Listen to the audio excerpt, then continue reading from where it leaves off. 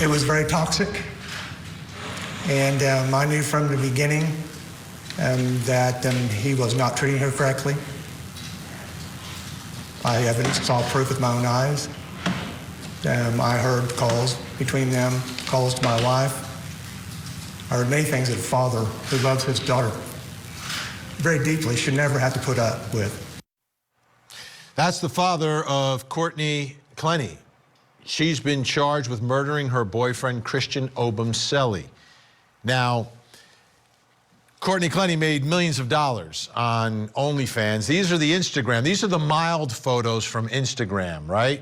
The real ones where she's making money, those were on OnlyFans, and trust me, she's not wearing that much in those pictures. But her and her boyfriend, Christian Obumseli, they both enjoyed the money. They seemed to party a lot, but it was also a very toxic relationship. But Courtney Clenney is the one accused of murdering Christian Obumseli. I mean, there was a knife, stuck a knife in him and he died. She's claiming self-defense. She's claiming she's a victim of his abuse, but so far we've seen videos and heard recordings, and she seems to be the aggressor in the ones I've heard, at least. There may be more that we haven't heard. But now she's not only in trouble, her mother and father are also. And they've been charged with unauthorized use of a computer. They were on a group message with her attorney, who I think was representing them also at the same time. And there's a laptop that was not, that I think the Clenneys are saying that was a shared laptop between Christian and Courtney. And the prosecution is saying, no, you went into the victim's computer, and has charged now the whole family on that on separate charges. Take a listen to the detective here being cross-examined. The crime charged here is unauthorized access to a computer, is that right? Yes. Did you ever meet Christian Obumseli? No. Did you ever meet Miss Courtney Clenney? No. Do you have any way of concretely saying she's not authorized to use that laptop? No. Can a laptop be used by multiple people? It's possible, yes.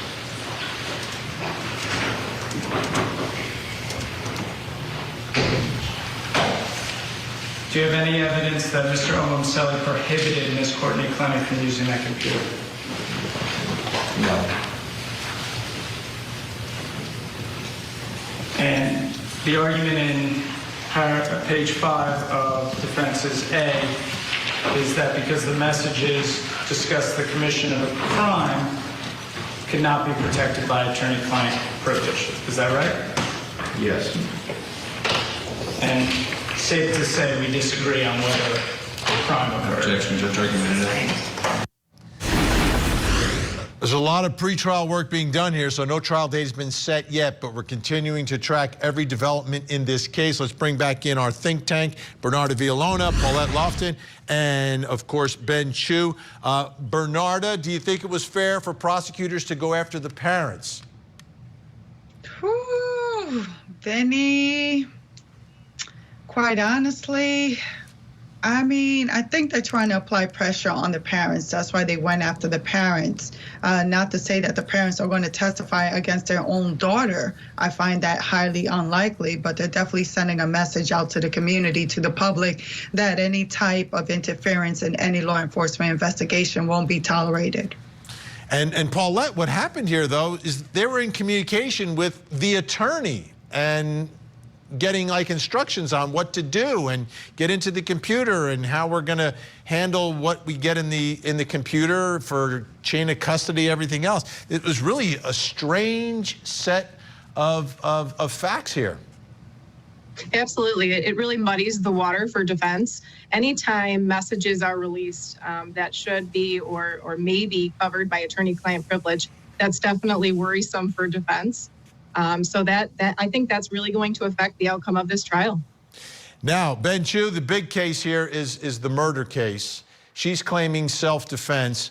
We've watched videos and recordings that have become public documents and public recordings that have been part of hearings, pretrial hearings in this case. And I haven't yet seen or heard one where he's the aggressor.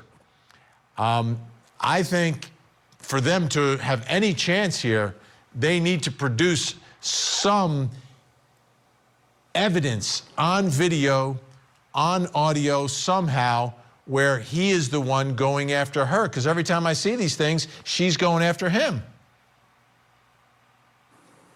Vinny, I completely agree with you. In the Depp trial, one of the most powerful evidence for our side were the videos and the audios, and they showed a similar pattern that the violence was certainly not on his side.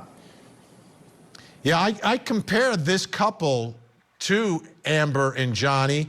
Obviously, they're not super celebrities, but they have access to money, but they're just so toxic together. And Bernard, to me, that's the tragedy here, that they just couldn't walk away from one another and just continue to live their lives separately and just move on. It didn't happen. It was part of, I think it was fueled by some substance abuse by both of them.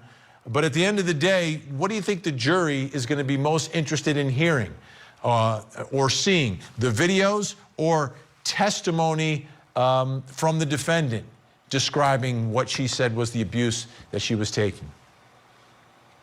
They're going to have to hear testimony from the defendant. The defendant wants to bring forth that defense that she was justified in her actions. They have to hear it from her mouth.